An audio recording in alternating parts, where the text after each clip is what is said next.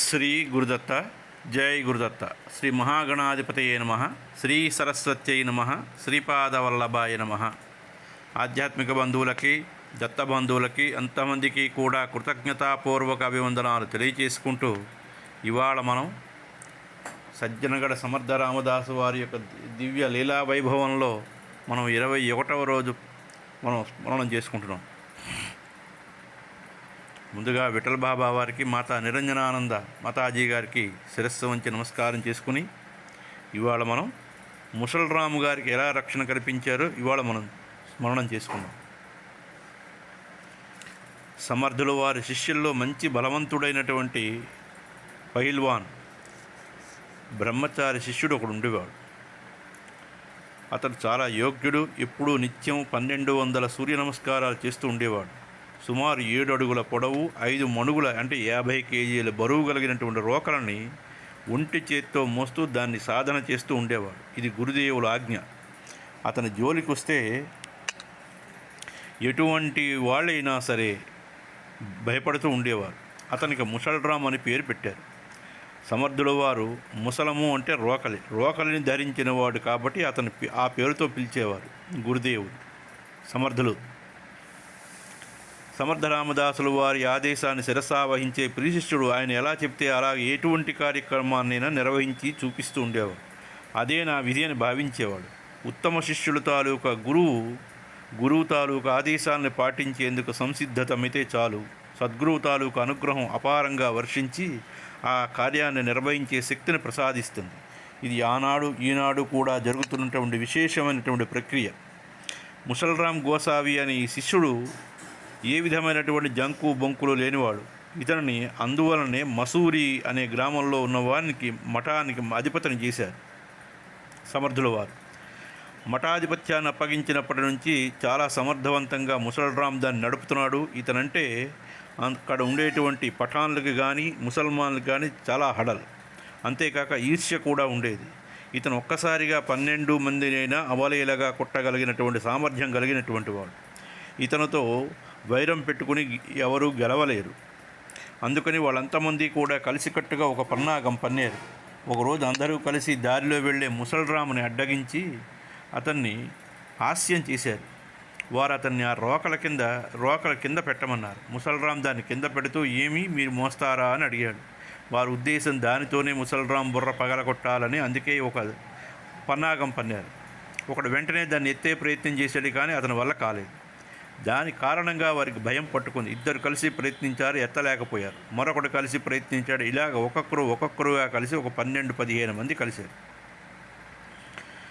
ఈ ఉక్రోషాన్ని ఆపుకోలేక అక్కడ ఉన్నటువంటి కొంతమంది ముసల్రాము కొట్టడానికి బయలుదేరారు. ముసల్రాము అవలీలగా జై జై రఘువీర సమర్థ అని గద్దించి వారందరినీ మట్టి కరిపించాడు.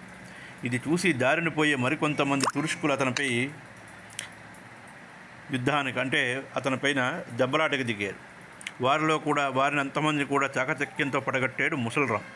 చివరికి ఉక్రోషం పట్టలేక అందులో ఒక తురుష్కుడు తుపాకీ గురిపెట్టగా సమర్థులు వారు అక్కడ ప్రత్యక్షమై జై జయ రఘువీర సమర్థ అంటూ తమ బెత్తంతో అతన్ని చావగొట్టారు. ఇంతలో ముసల్రామ్ చేతికి దొరికిన వాళ్ళంతమందిని కూడా కొట్టాడు. వాళ్ళంతమంది సమర్థులు వారిని శరణు పొందారు. తర్వాత ముసల్రామ్ గురుదేవుల పాదాలకి వందనం చేస్తూ, గురుదేవ, నిరంతరం మీ కృపాకటాక్షాలు నాపై ఇలాగే ఉండాలి అంటూ ఆనంద బాష్పాలు కార్చాడు. ఈ విధంగా సమర్థుల వారు తమ శిష్యుడైనటువంటి ముసల్రామ్ను తగిన సమయంలో రక్షించారు. వారి శిష్య రక్షణకి ఇవి కొన్ని ఉదాహరణలు మాత్రమే. శిష్యులనే కాదు, శరణాగతులైనటువంటి వాళ్ళని ఏ విధంగా ఆదుకున్నారో మహాత్ముల శిష్యరక్షణ కర్తవ్యం. ఎంత దూరాన ఉన్నా వారిని రక్షణ తలుచుకోగానే అందుతుంది. వారు ఒక చోట నుంచి ఇంకో చోటుకి ఆపద కాలంలో ఆదుకోవడానికి ఆకాశగమనంతో వెళతారు. కానీ వారు నిరంతరం కాలినడకని అడవులతో తిరిగేవారు అని నిత్యానందులు వారు చెప్పినటువంటి విషయం. సమర్థులు వారు ఒకసారి ఊరిలో కీర్తన చేస్తూ ఉంటే పూర్తి అయ్యే వరకు ఉన్నటువంటి ఒక బ్రాహ్మడు స్వామివారికి నమస్కారం చేసి, సమర్థ, తమరు ఎందుకో తరుణోపాయాలు బోధిస్తున్నారు. నేను ఒక బీద బ్రాహ్మణుడు, ఏ నియమనిష్టలు చేయలేను. వేద విద్య నేర్చుకోకపోయిన కారణంగా ధనం సంపాదించలేకపోయాను. సంసార భారం పెరిగింది. ఉన్న ఆస్తులు అమ్ముకుని తిని ఇప్పటి వరకు గడిపాను. ఏమీ చేయడానికి పనికిరానటువంటి స్థితిలో ఇంటిలోని వారు నిందించడం, నేను బాధపడడం అది సరాసరి తప్పనిసరి అయింది. తమరే దయచూపాలని ప్రార్థించాడు. సమర్థుల వారికి అజ్ఞాన బ్రాహ్మణ తాలూకా అజ్ఞానానికి చూసి నవ్వొచ్చింది. అతనికి అయితే నీకు ఇప్పుడు ఏం కావాలి అని అడిగారు. అతడు చేతులు జోడించి నాకు ఆచరించదగినటువంటి సులభమైనటువంటి నియమం ఏదైనా అనుగ్రహించండి, మంత్రాలంటే జపం నా వల్ల కావడం లేదని వేడుకున్నాడు.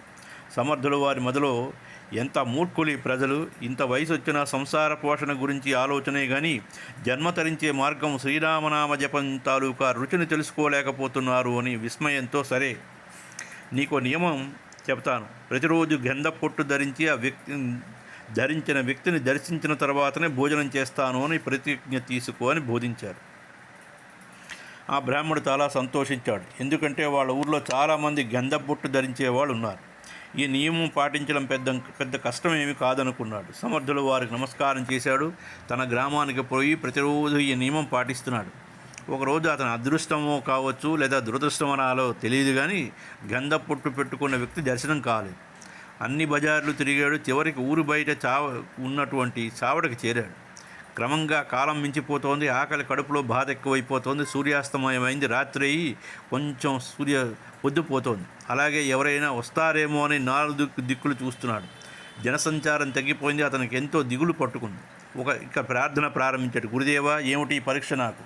ఈరోజు నాకు భోజన ప్రాప్తి లేకుండా పోయింది. నేను భుజించనదే నా భార్య భుజించదు. ఏమిటి స్వామి కర్తవ్యం? నా నియమాన్ని మాత్రం ఉల్లంఘించే పరిస్థితి రాకూడదు. దీనికే మీ తాలూకా కరుణ కావాలి అంటూ వేడుకున్నాడు. అంతలో దూరంగా చెట్టు కింద ఎవరో వ్యక్తులు మాట్లాడుకోవడం శబ్దాలు వినిపించాయి. ఆ బ్రాహ్మణుడు మెల్లగా లేచి వాళ్ళ దగ్గరికి వెళ్ళాడు. వారు ఏదో చర్చించుకుంటూ ఉండగా అక్కడికి వెళ్ళి చూశాడు. వారంతా తలెత్తి ఆ బ్రాహ్మణ్ణి చూడగానే వారి ముఖంలో చక్కగా గంధబొట్లు కనిపించాయి. ఆ బ్రాహ్మణుడికి అంతులేని సంతోషం కలిగింది. ఉదయం నుంచి నేను వేచి ఉన్న గంధం బొట్టు ధరించినటువంటి వ్యక్తి దొరకలేదని బాధపడుతున్నందుకు ఒక్కసారిగా ఎలుగెత్తి దొరికారు అంటూ పరిగెత్తుకుని పోయి భోజనం చేద్దామనుకుని ఇంటికి పోతున్నాడు. ఆ 4 దొంగలు సొమ్ములు ఒక షావుకారింట్లో నుంచి దొంగలించి తెచ్చారు. పంచుకునే ప్రయత్నంలో ఉండగా ఇతడు చూశాడు. ఊరిలోకి పరిగెత్తి అందరినీ పిలుచుకొస్తాడేమో అని భయపడ్డారు. బ్రాహ్మణ్ణి వెంట పట్టుకుని ఆపారు. ఎందుకయ్యా అరుస్తావు? నీకు సగం వాటా ఇస్తాములే, మిగిలిన సొమ్ములే మేము తీసుకుంటాము. ఈ రహస్యం ఎవరికి చెప్పకు అని కోరారు. ఆ బ్రాహ్మణుడికి అప్పుడు వీరు దొంగలని అర్థమైంది. ఏమిటి, దొంగతనం చేసింది కాక ఎవరికి చెప్పొద్దంటారా? చెప్పకుండా ఎలా ఉంటాను మరి? మిమ్మల్ని పట్టిస్తానని బెదిరించాడు. వాళ్ళంతమంది పక్క గ్రామంలో వాళ్ళే కాబట్టి వారిని గుర్తుపట్టాడు. ఇక వాళ్ళ లాభం లేదని సొమ్ముని ఇతన్ని వదిలేసి వాళ్ళు విడిచిపెట్టి పారిపోయారు. అలా వదిలిపోతే ఇతనే దొంగ అని ఊరివారు నమ్ముతారని వారి ఉద్దేశం. ఇతనికి ఆ సమయంలో అంత ధైర్యం ఎలా వచ్చిందంటే సమయానికి గురు సమర్థరామదాస్ స్వామి వారిని ప్రార్థిస్తూ ఉన్నాడు కాబట్టి అప్పటికప్పుడే ఈ నగలు ధనాన్ని మూట కట్టుకొని తెచ్చి గ్రామాధికారికి ఇంటికి వచ్చాడు. అదే సమయానికి కొత్తవాళ్ళ గారి వద్ద తన ఇంట దొంగలపడి సొమ్ములు దోచుకున్నారనే ఫిర్యాదు చేయడానికి షావుకారు వచ్చి కూర్చుని చెబుతూ ఉండగానే ఈ బ్రాహ్మణుడు మోయలేక ఈ మూట తెచ్చి అక్కడ పెట్టి, అయ్యా కొత్తవాళ్ళ గారు, ఎవరింట్లోనో దొంగలు ఈ సొమ్మును దోచుకుని పోతూ ఉంటే అటకాయించి లాక్కుని తెచ్చాను, విచారించి వారి సొమ్ము వారికి అప్పగించండి అని చెప్పాడు. షావుకారికి కొత్తవాళ్ళకి కూడా ఆశ్చర్యం కలిగింది. కొత్తవాళ్ళు షావుకారుతో ఇవేనా మీ సొమ్ములు చూడండి అనగానే ఆయన చూసిందే తనదేనని నిర్ధారించాడు. గ్రామాధికారి వాటిని షావుకారికి ఇస్తూ ఈ బీద బ్రాహ్మణునికి ఏదైనా పారితోషికంగా కొంత ధనం ఇయ్యమని సూచించారు. బ్రాహ్మణుడు నాకు అలా తీసుకోవడం అలవాట్లేదు, వద్దన్నాడు. నేను సమర్థుల వారి భక్తుడిని అన్నాడు. షావుకారు, అయ్యా బ్రాహ్మణోత్తమ, నేను కొంత ధనం ఇచ్చినా అది ఎంతకాలం నిలవదు, ఖర్చు అయిపోతుంది. ఇంత నిజాయితీ గల వ్యక్తి నాకు చాలా అవసరం. నా కొట్లోనో వ్యాపారంలో చేదోడు వాదోడుగా ఉంటూ నాకు లెక్కలు చూసి పెడితే నేను నెలవారీ మీ కుటుంబ పోషణకు తగినటువంటి సంభారాలు ఇస్తాను అన్నాడు. మీ జీవితాంతం నేను అండగా ఉంటానని షావుకారు మాట ఇచ్చాడు. ఆ బ్రాహ్మణు తాలూకు చింత తీరిపోయింది. కుటుంబ జీవితం ప్రశాంతంగా సమర్థుల వారిని స్మరించుకుంటూ గడిపాడని చెప్పి నిత్యానందుల వారు విద్యాసాగర సద్గురువుల వాక్కు తాలూకా ప్రభావం చూసావా? వారి జాతకాలను ఎలా మార్చివేస్తుందో. అందుకే గురుగీతలో శంకర భగవానుడు పార్వతీదేవికి ఇలా చెప్పాడు. ఏమిటని చెప్పాడు? ధ్యానమూలం గురోర్మూర్తి, పూజామూలం గురోర్పదం, మంత్రమూలం గురోర్వాక్యం, ముక్తిమూలం గురోర్కృప అని. గురుదేవుల నోటి వెంట వచ్చిన వాక్ ఏదైనా అది మంత్రమేనని భావించాలి. మంత్రము అంటే రహస్యం అనే అర్థం కూడా ఉంటుంది. ఆ రహస్యం ఏమిటి అంటే మననాత్రాయతి ఇది మంత్ర అని వాక్యాన్ని అనుసరించి మననం చేస్తూ ఉంటే మనకు వచ్చే కష్టాలు అన్నీ కూడా గట్టెక్కిస్తుంది, సంసారాన్ని తరింపజేయిస్తుంది, గురువుని గుర్తు చేస్తుంది, గురుశక్తిని గుర్తించేలా చేస్తుంది, ఆ గురువునే ధ్యానించేలా చేస్తుంది, గురుపాదాలని పదాలని పాదాలని ఆరాధించేలాగా చేస్తుంది. ఇదంతా జరుగుతున్నటువంటి కొద్ది పాపాల సముదాయం అంతా కూడా సూక్ష్మీకరించబడి చివరికి నిర్మూలించబడి ముక్తికి మార్గం తెరుచుకుంటుంది. కాబట్టి నాయన తెప్ప చిన్నగానే ఉంటుంది, అయినా అది అవతల ఒడ్డుకు చేరుస్తుంది. నదిని దాటడానికి నది ఉన్నంత విస్తారమైనటువంటి తెప్ప అక్కర్లేదు. సముద్రాన్ని దాటడానికి సముద్రం అంతా ఓడ మనకు అక్కర్లేదు. కాబట్టి ఈ సంసారం అనేటువంటి సాగరాన్ని మనం దాటాలి అంటే ఎటువంటి ఒడిదొడుకులు లేకుండా దాటాలి అంటే గురువు తాలూకా పదాలని మంత్రాన్ని మనం నాలుక యందు నామాన్ని ఆడుతూ ఉంటే చాలు. నామమహిమ దానికి చెప్పడానికి వీల్లేదు. నాలుక యందు నామం నడయాడుతూ ఉంటే, గురువుల తాలూకా పాదాలని పట్టుకొని విడిచిపెట్టకుండా ఉంటే సంసారం అనే సాగరాన్ని అతి అవలీలగా మనం దాటవచ్చు. భగవద్గీతలో భగవానుడు అర్జునుడికి బోధించిన విషయమే స్వల్పమప్యస్య ధర్మస్య త్రాయతో మహతో భవత్. స్వల్పమప్యస్య ధర్మస్య త్రాయతో మహతో భయాత్ అని ఒకటి ఉంది, భవత్ అని ఒకటి ఉంది. గొప్పదైనటువంటి సముద్రాన్ని చిన్నదైనటువంటి ఓడని నావను ఉపయోగించుకుని దాటగలిగినట్లుగా స్వల్పమైనటువంటి చక్కగా ఆచరించబడినటువంటి ధర్మము చేత భవసాగరాన్ని దాటగలడు. కాబట్టి యవానార్థ ఉదాపానే సర్వదా సంప్లుతోదకే తావా సర్వేషు సువిదేషు బ్రాహ్మణస్య విజానతః. నదిలోని సరస్సులోని జలంలోని ఎటువంటి ప్రయోజనమో దాహంతో ఉన్నవానికి బావిలోని నీటితోని అట్టి ప్రయోజనమే కలుగుతుంది. అంటే దాహం తీరుతుంది. సకల వేదసారము బ్రహ్మజ్ఞాని వద్ద లభిస్తుంది. దాహం ఒక చెంబు నీరుతో తీర్చుకోగలిగినప్పుడు అనంతమైనటువంటి ప్రవాహం ఉన్నటువంటి నది దగ్గరికి ఎవడు వెళ్ళడు. అదేవిధంగా బ్రహ్మజ్ఞాని తాలూకా సాన్నిధ్యం లభించిన వానికి సకల వేదసారము ఒకే చోట దొరుకుతుంది. అంతేకాకుండా బ్రహ్మజ్ఞాని అయినటువంటి సద్గురువు తాలూకా సన్నిధిని పొందిన వాడికి ఇహము పరము రెండూ సులభంగా లభిస్తాయి అని చెప్పారు. సమర్థుల వారు తన పర్యటనలో తీర్థాలు సేవిస్తూ తెలంగాణ ప్రాంతాలలో సారంగపూర్కి దగ్గరలో ఉన్న ఇందూరు గ్రామానికి చేరారు. ఊరు బయట గుట్టపైన వారు విశ్రాంతి తీసుకుంటున్నారు. పక్కనే ఒక చెరువు ఉన్నది. ఆ చెరువులో కూడా నీరు చాలా కొంచెమే ఉంది. ఒకరోజు ఉదయం నుంచి దాదాపు 50-60 మంది బ్రాహ్మణులు ఒక్కముడిగా నీటిలో దిగి నడుము లోతులో నీటిలో స్నానం చేసి అక్కడే నిలబడి అనుష్ఠానం సాగిస్తూ ఉన్నారు. సమర్థుల బ్రాహ్మణులకు నమస్కారం చేసి, ఆర్యులారా, తమరు చేసే ఆరాధన ఎటువంటిది, ఏమి కోసం చేస్తున్నారు అని అడిగారు. వారు ప్రతి నమస్కారం చేసి, అయ్యా, ఈ ప్రాంతంలో వర్షాలు లేకుండా భూమి ఎండిపోయింది. అందుకోసం మా గ్రామాధికారికి పై అధికారుల నుండి ఒత్తిడి వచ్చింది. మీ గ్రామంలో ఇంతమంది బ్రాహ్మణులు ఉన్నారని తెలిసింది. వారి చేత మంత్రాలు చదివించి వర్షాలు కురిపించమనండి, లేకపోతే అందరినీ మహమ్మదీయ మతంలోకి మార్చవలసి ఉంటుందని బెదిరిస్తూ లేఖ వ్రాశారట. మాకు ప్రాణ సంకట పరిస్థితి ఏర్పడింది. అందుకు వరుణ మంత్ర జపం చేస్తున్నాం. ఆ తండ్రి మా యందు దయతో వర్షిస్తే సరే, లేకపోతే మాకేమి శిక్షలు పడతాయో అని భయపడుతూ చెప్పుకొని బీచల్లుతో ఉన్నాము అని చెప్పారు. సమర్థులు వారు, బ్రాహ్మణులారా, వర్షం కురవడానికి నేను ఒక ఉపాయం చెప్తాను. మీరు ఆచరించినట్లయితే వర్షం తప్పక కురుస్తుంది. ఇంకేమిటి చెప్పండి, ఆచరిస్తాము. మా ప్రాణ మాన ధనాల నుండి కాపాడిన వాళ్ళు అవుతారు అని అన్నారు. తమరెవరో మాకు దైవంలా సంకట పరిస్థితుల్లో తారసపడ్డారు. అందరూ వందనాలు చేశారు. ఇప్పుడు సమర్థులు వారు అక్కడికి వెళ్ళి ఒక బండరాతిపై మారుతీరాయన రూపాన్ని ఓ బొగ్గుతో దానిపై ఉత్తరేయం కప్పారు. బ్రాహ్మణులారా, మీరంతా నమ్మక చమకాలతో ఇక్కడ రుద్రాభిషేకం జరిపించండి. వారంతా ఊర్లోకి పోయి కొన్ని కడవలు బిందెలు తీసుకొని పరుగును వచ్చారు. కొందరు చెరువులోని నీరు మోసి తెచ్చిస్తున్నట్టే కొందరు నమ్మక చమకాలతో రుద్రాభిషేకం చేశారు. అలా మధ్యాహ్నం 12 గంటల వరకు చేసిన తర్వాత నైవేద్యం కావాలి కదా అనే ఆలోచన కలిగింది. సమర్థులు వారి చెంత చేరి, అయ్యా, నైవేద్యం ఎలాగని ప్రశ్నించారు. సమర్థుల వారు, అన్నీ సిద్ధంగానే ఉన్నాయి, నైవేద్యం చేయండి అని వారి చూపుడు వెళుతూ ఒక పొదవైపు చూపారు. బ్రాహ్మణులు ఆశ్చర్యంతో చూశారు. అక్కడ ఎన్నో రకాలైనటువంటి పక్వంతో తయారు చేయబడిన పదార్థాలతో నిండినటువంటి పెద్ద అండాలు ఉన్నాయి. సంతోషంగా స్వామివారికి నివేదన చేయగా నిశ్చయించుకున్నారు. సమర్థులు వచ్చి ఆ బండపైన కప్పి ఉత్తరేయం తొలగించగా చక్కటి ఉన్నట్టు మారుతి ఆకారం ఏర్పడి ఉండటం వాళ్ళంతమందికి ఆశ్చర్యం చేసింది. వెంటనే మారుతియే శివుడు, శివుడే మారుతి అని వాళ్ళకి అర్థమైంది. నైవేద్యం చేసి హారతిచ్చారు. అందరూ ఆనందంగా ప్రసాదాలు స్వీకరించారు. స్వామి సమర్థుల వారు సహా ఓ చెట్టు కింద కూర్చుని మారుతి మహిమను చెబుతూ ఉంటే కారు మేఘాలు కమ్ముకుని వచ్చి కుంభవృష్టి కురిసింది. మబ్బులు చూసి ఎళ్ళకపోవటానికి ఉద్యుక్తులైన బ్రాహ్మణులకు ఆ చెట్టు కిందనే ఉండమని స్వామి సమర్థులు కూర్చోపెట్టారు. వారు కూర్చున్నంత మేర ఒక చుక్క వర్షం కూడా పడలేదు. కానీ చుట్టుపక్కల ఊర్లన్నీ వర్షంతో ముంచెత్తింది.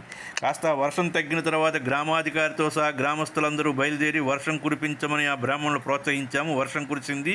వీళ్ళు చెరువులోని చిక్కుకుపోయారేమో అని అందరూ పరుగున వచ్చారు. చూడగా బ్రాహ్మణులంతా చెట్టు కింద కూర్చుని ఉన్నారు. వాళ్ళ మీద ఒక